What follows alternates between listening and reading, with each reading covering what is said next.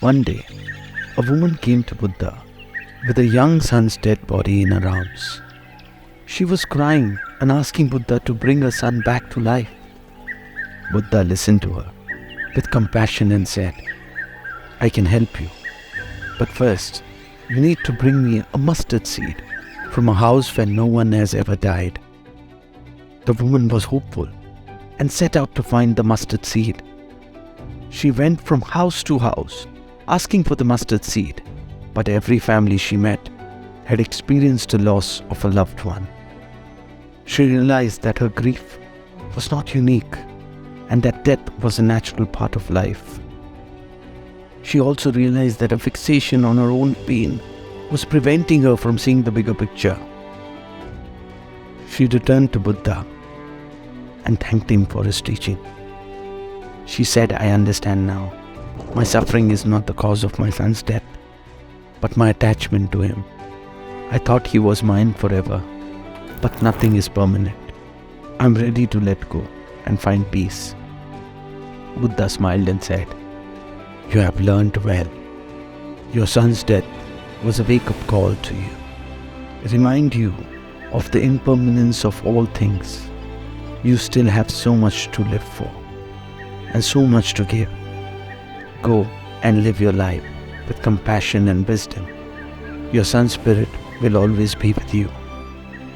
The woman left with a lighter heart and a deeper understanding of life's mysteries. She devoted herself to helping others. So next time, remember the wisdom of Buddha's story and seek the mustard seed of insight and perspective. Nothing lasts forever, but everything has value and meaning in its own way.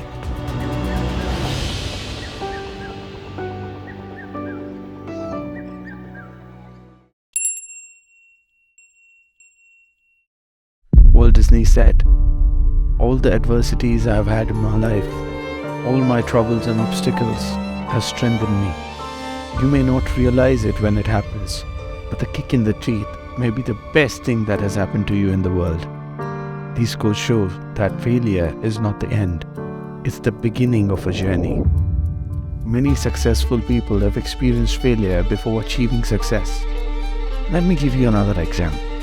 Michael Jordan, the greatest basketball player of all time, was cut off from his high school basketball training. J.K. Rowling, the author of Harry Potter series, was rejected 12 times by publishers before getting a first book deal. These people didn't give up. Instead, they used their failures as a motivation to keep moving forward. So why is failure so essential for success? Failure helps us to learn and grow. When we fail, we learn what didn't work. It helps us build resilience and persistence. When we fail, we learn to get up and keep trying. Failure is not something to be feared or avoided. It's a necessary part of our journey for success. When we fail, we learn, grow, and become better versions of ourselves.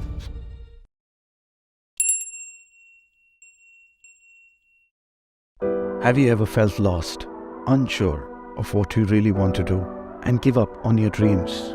But what if I told you that following your dream is the key to truly fulfilling life? That taking risks and embracing your passion can lead you to greatness.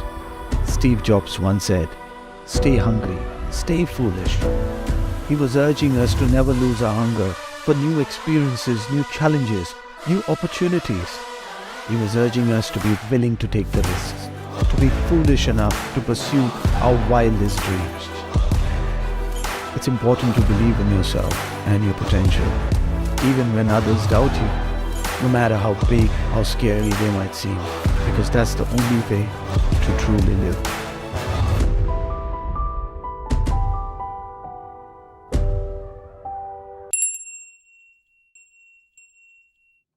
Animal Kingdom is home to some of the most deadliest creatures. Let's have a look at the top 10 most dangerous animals in the world. Number 10.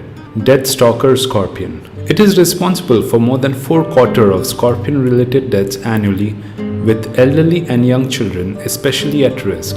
It is the third most venomous scorpion in the world. The Deathstalker's venom is extremely potent and painful, which makes it extremely resistant to treatment. It's found primarily throughout North Africa and the Middle East. Number 9. The saltwater crocodile. It is one of the largest reptiles in the world, so saltwater crocodiles are extremely dangerous and are responsible for attacking hundreds of people every year.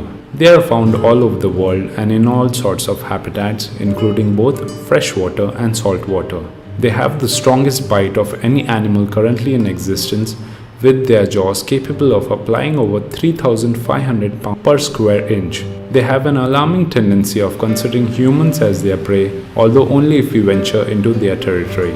Number 8. The African elephant. It is one of the largest land animals. Elephants are one of the most popular creatures on the planet, but that doesn't make them any less dangerous. They have been known to become extremely aggressive without warning, making them one of the most unpredictable animals in the world. This is especially dangerous because they come into contact with the people through safaris and other ventures. It seems that at least once a year, there is a story of elephant wandering in a village and trampling dozens of people. Number 7. The hippopotamus. Hippos by their looks may not necessarily come across as an extremely dangerous animal, but they are aggressive and have been known to attack people without provocation. They are usually found in Africa and are one of the larger animals responsible for killing the most humans on that continent. Despite weighing several thousand pounds, a hippo can run as fast as 30 miles an hour and has an extremely powerful mouth. They can decimate vehicles without breaking a sweat. Number 6. The Cape buffalo. When you think of the most dangerous animals in Africa, the Cape buffalo may not be your first or the fifth, though they are responsible for hundreds of deaths every year. They eagerly go after trucks and jeeps, overturning them with ease. They are sometimes referred to as the Black Death and have been known to fight off lions and crocodiles. Their ability to run at 50 miles an hour despite weighing 2,000 pounds makes them one of the most dangerous animals in the entire world. Number 5. The Great White Shark. The great whites have gotten a bit of a bad reputation when it comes to its aggressiveness towards humans. Their crushing teeth, rapid speed, and extraordinary strength makes them one of the ocean's most deadly predators. They like to sample their food before they eat it, and this sometimes means eating bite out of a swimmer's leg. They rarely eat humans, however, but a shark's bite is more than enough to put you in some serious danger. Number 4.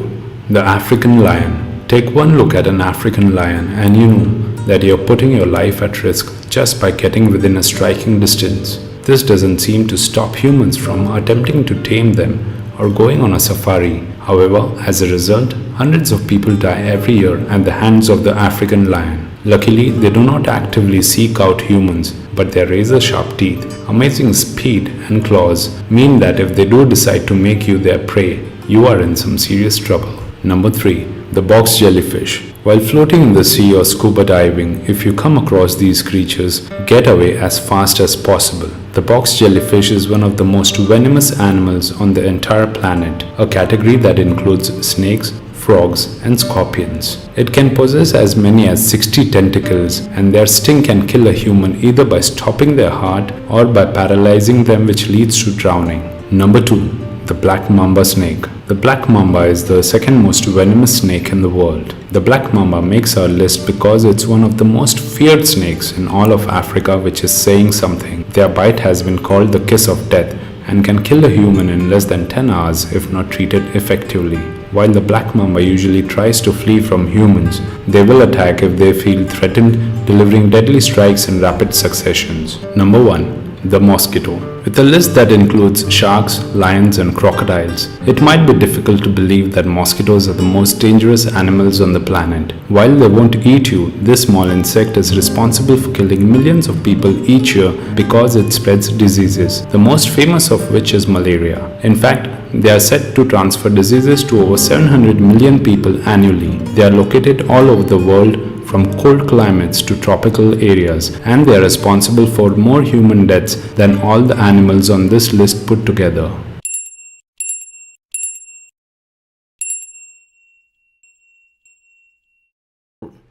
There are over 600 horse breeds in the world today, each with a unique charm and character. Although all horse breeds are pretty in their own way, there are certain beautiful breeds that capture the human imagination. Let's have a look at the most loved horse breeds in the world. At number 10 is the Shetland pony. The Shetland pony is a small-sized horse ranging between 71 to 107 centimeters. This breed is considered one of the most intelligent horse breeds in the world and often used for trick training. Despite their small stature, they're great at equestrian sports, a horse that can be ridden by kids who are under 16 years old. A Shetland pony can live up to 30 years, with the best varieties being kept in the Shetland Islands. The ponies developed into hardy animals due to the harsh climatic conditions that they originate from. They can withstand winter seasons due to their broad bodies and thick coats. They're often kept as pets by families. At number 9 is the Clydesdale. Clydesdale is one of the most famous cold-blooded horses in America. Originally from Scotland, this breed is tall and muscular and a great choice for farming. Due to their quiet and trainable nature, they are well suited for beginner riders and families. As a common draft horse, this breed lives mostly in farmlands and pastures. At number 8 is the Appaloosa. The gorgeous Appaloosa is one of those type of horse breeds that you can spot from a distance. They have a distinctive color coat pattern with striped hooves. The breed is between 14 and 15 hands and weighs about 950 to 1,200 pounds. They were originally bred for hunting by Native Americans. Their heritage is probably a combination of wild horses and thoroughbreds, although there are also elements of quarter horses and even the Arabians. This breed is both hardy and versatile, and riding them is a joy. At number 7 is the Marwari. The Marwari is a beautiful horse breed native to northwestern India. It is different from all other horse breeds in the world, with its exotic looking inward curving ears. Traditionally, owning a Marwari was a privilege of the Indian royalty and nobility. The horses were treated as a part of their family and often wearing tack adorned with jewels. Marwari horses are also valued war horses due to their bravery and remarkable ability to find their way home. At number 6 is the American Quarter Horse. The American Quarter Horse is frequently chosen as one of the overall best breed by novice horse owners and experienced equestrians. They have a height of between 14 to 16 hands and have a weight of 950 to 1,200 pounds. This horse breed combines all the characteristics that make up the ideal family horse and frequently named as most popular of all the horse breeds in the United States. At number 5 is the Andalusian horse. The Andalusian is a Spanish horse breed dating back to the 15th century. Due to the strict selection criteria, its distinctive appearance has remained unaltered ever since. Similar to the Frisian, they have a long, thick mane and tails which make them truly a sight to behold. Andalusian bloodlines have influenced several modern horse breeds. These gorgeous horses traveled on the ships of the conquistadors to the New World, and where some of them escaped and became today's wild mustangs. At number 4 is the Akhal-Teki, yet another ancient and beautiful horse breed. The Akhal-Teki is known for its unique metallic shine. Originally from Turkmenistan, this breed is estimated to be more than 3,000 years old. It is believed there are roughly 6,600 Akhal-Teki left in the world. So, what makes these horses shine like gold? Well, the secret lies in the unusual structure of the hair that makes up their coat. The Akhal-Teki Association of America explains that the opaque core of the hair shaft is replaced by the transparent medulla, which bends the light to create a metallic glow. It has been declared numerously the most beautiful horse in the world. At number 3 is the thoroughbred horse. Originally from the United Kingdoms, thoroughbred is recognized as the fastest racing horse in the world. Known for its agility and fast speed, it is a hot-blooded breed well suited for long-distance runs. Besides, they are also good at jumping, dressage and hunting. Apart from taking part in competitions, these horses make very great companions for horseback riding. This horse is purely bred for performance. As a hot-blooded breed, the thoroughbreds stay in human-related habitats, pastures and farmlands. At number 2 is the Frisian. Considered the most beautiful horse breed in the world, Frisians are native to Friesland in the Netherlands. Known for their striking black coat and long flowing mane, Frisians were originally bred to carry medieval European knights into battle. Other than carrying noble knights in shining armor, Frisian also powered the Dutch agriculture. Because of their elegant appearance and spectacular movement, they often pulled carriages for the European royalty. At number 1 is the Arabian. The origins of the Arabian date back as far as 3000 BC, which places it amongst the most ancient breeds in the world. The beautiful and elegant features of this breed were shaped by the nomadic Bedouin tribes of the Arabian Peninsula. The Arabian horse has a potential to excel in almost any discipline. Due to their outstanding stamina, these horses are specially valued in the endurance sport. Arabian bloodline can be found in most modern horse breeds as they were used to add extra resilience and refinement.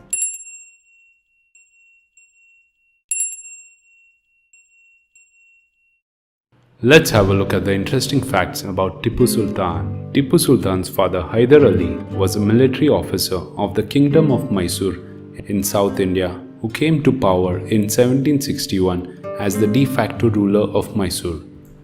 Being illiterate, Hyder Ali was very particular in giving Tipu Sultan a prince's education and a very early exposure to military and political affairs. At the age of 15, Tipu Sultan supported his father in the First Battle of Mysore against the British in 1766. Hyder Ali became a powerful ruler throughout South India, and Tipu Sultan played an important role in his father's many successful military campaigns. Tipu Sultan was also known as the Tiger of Mysore.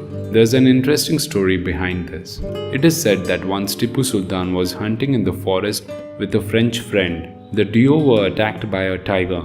As a result, his gun fell to the ground. Without fearing the tiger, he picked up the gun and killed the tiger. Since then, he is known as the Tiger of Mysore. Between 1785 and 1787, Tipu waged 7 battles against the Marathas to escape from the treaty with them. Of these, he won 4 and lost 3. The war ended with Tipu returning all the Maratha territory captured by Hyder Ali to them.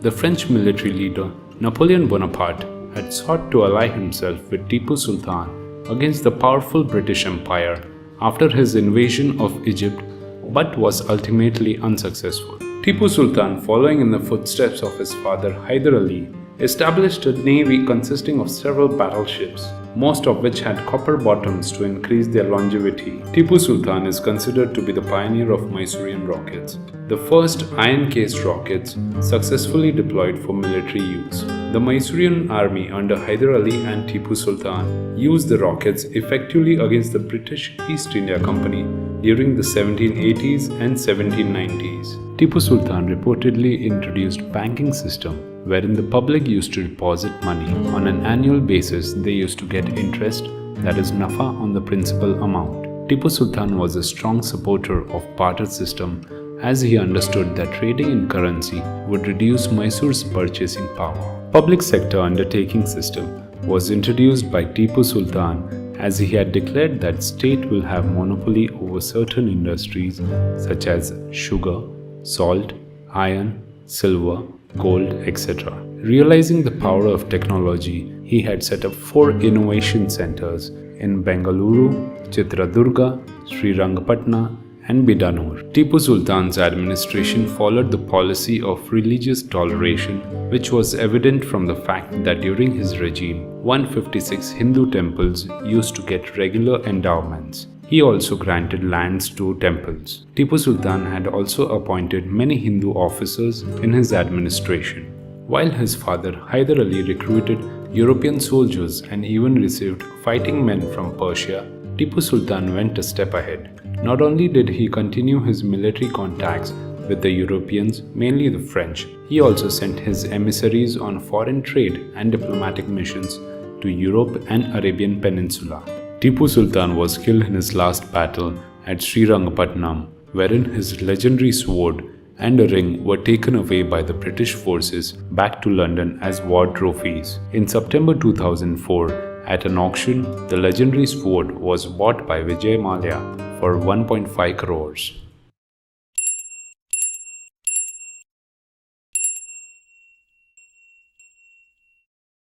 With the looming forex crisis, Nepal's government is going with an import ban wherein 10 goods have been identified so far. They fall in two categories non-essential, for example liquor, foreign cigarettes, diamonds, mobiles worth more than $600, television sets over 32 inches, foreign cars, jeeps and bikes have immediately been banned from importing into Nepal. Also some non-essentials like Lays and Kurkure. Even playing cards cannot be imported in Nepal anymore. Every single penny of foreign exchange is crucial for Nepal at this moment. Also, the Nepalese have a thing for playing cards, which they don't produce locally. So every packet is imported. According to our data in the last 5 years, Nepal has imported 66.2 million packets. The Nepalese government has said that this ban is temporary and it will last till mid-July. Let's have a look at the 4 reasons as to why Nepal has landed in such a situation. Number 1. The Wuhan virus pandemic. Nepal is dependent on tourism, just like Sri Lanka. It makes up 8% of their GDP. As tourists come, they bring foreign exchange with them. They spend money, which has not happened in the last 2 years. In 2019, 1.2 million people visited Nepal. In 2020, 230,000. In 2021, 150,000. No tourists lead to no foreign exchange. Number 2. Rising imports. Nepal's imports rose to 38% in the last fiscal year. In the year before, it rose only 2%. Nepal was spending more foreign exchange for imports. In July 2021, Nepal's foreign reserves were at around $11 billion. In 2022, they fell to $9 billion, which is a drop of around 18%. The war in Ukraine has made things worse as Nepal's biggest imports is oil. In the last 9 months, they have spent $1.5 billion on oil. Russia's war has made oil more expensive, resulting in Nepal using more dollars to buy oil. Number 3. Falling remittances. Around 3.5 million Nepalese work outside the country, most of them in Southeast Asia. Before the pandemic, they used to send their money home, which was a valuable foreign exchange. But after 2019, that too slowed down. Last year, Nepal's remittances fell around 5%. Number 4. Lack of economic resilience. There is very little foreign investment and very little industrialization in Nepal. The political crisis in 2020 and 2021 showcases instability and infighting. Foreign investors hate such sort of thing as they prefer stable and rational politics, something Nepal has struggled to achieve. Adding to all of this is the effect of loan sharks like China who have stakes in Nepal. Kathmandu had joined the Belt and Road Initiative in 2017. According to China's claim, they make up only 3% of Nepal's external debt, but the real numbers are not yet out.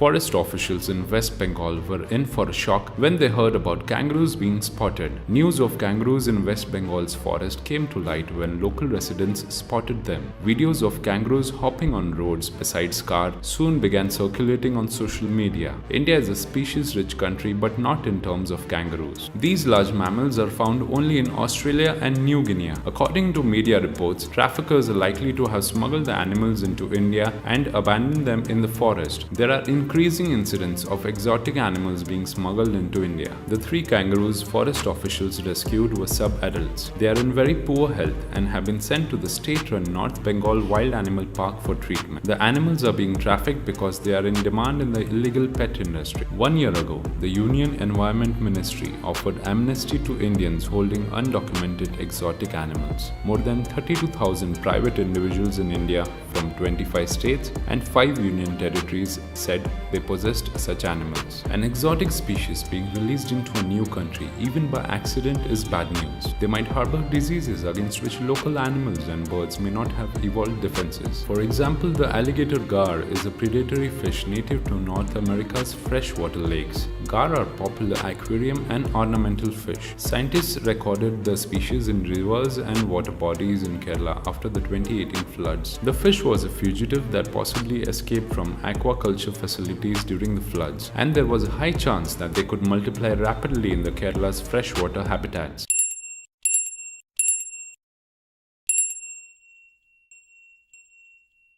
To the Europeans, he was a demonic servant leading a detestable nation of Satan that poured like devils from Tartarus. To the Chinese, he was the barbarian scourge born from the wastes.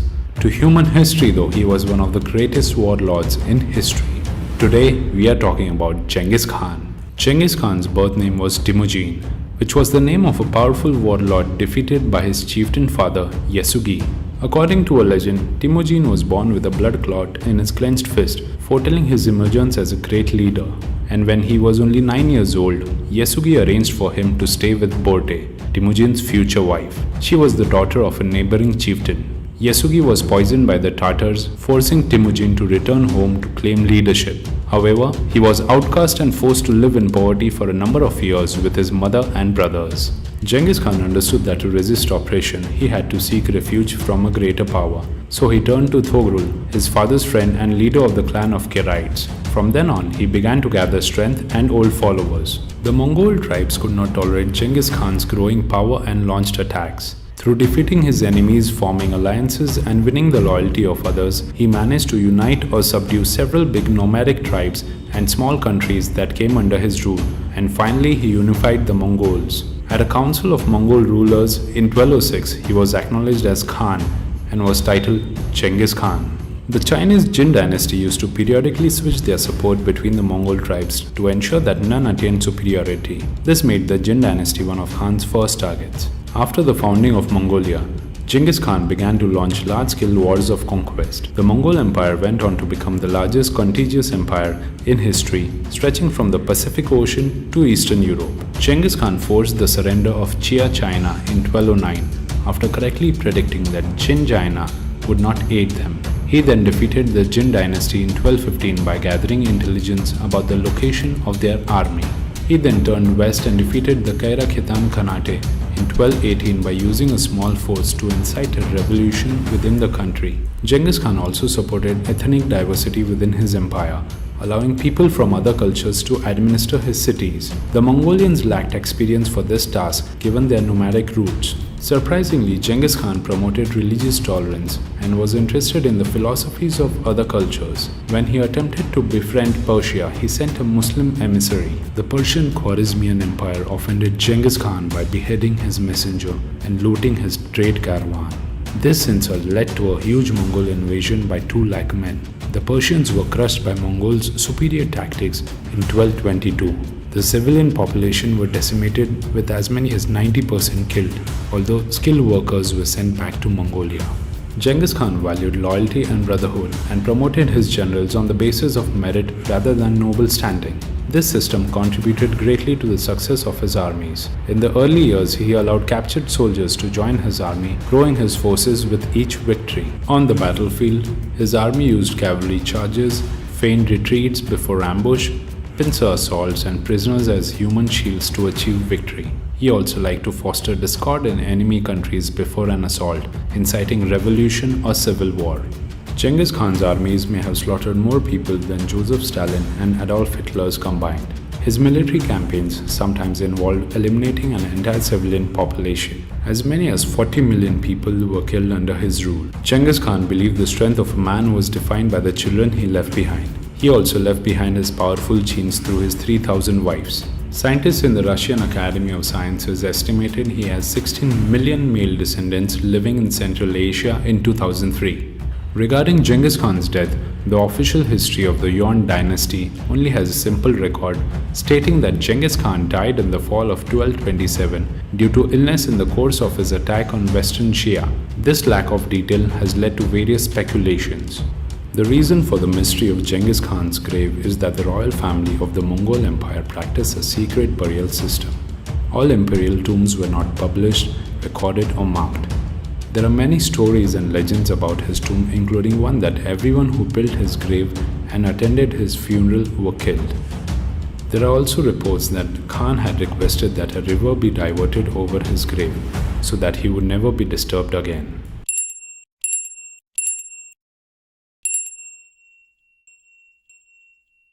The Queen was tutored at home by Britain's best tutors as preparation for her future role and took lessons in religion from the Archbishop of Canterbury. Queen Elizabeth II joined the Auxiliary Territorial Service in 1945, where she trained to be a mechanic. She was the first female member of the royal family to join the armed services as a full-time active member. She met Prince Philip when she was 8 years old. Although they attended many of the same events as young children, Queen Elizabeth II and Prince Philip met officially in 1934 at the wedding of Princess Marina of Greece and Prince George, Duke of Kent. She had 8 bridesmaids. The Queen had a rather large bridal party. She learned how to drive in the year 1945. The Queen learned how to drive during her time in the army and was often spotted out taking herself for joyrides in her Range Rover or Jaguar. The Queen has made 5 official state visits to the US during her reign thus far. The Queen has famously loved Welsh Corgis ever since she was young. She has owned over 30 of the dogs and even bred them herself. Prince George calls her Gan Gan. Kate Middleton has said that her eldest son, Prince George, calls his great-grandmother Gan Gan. Gan Gan is a designation that generations of royals have used to describe their great-grandmothers.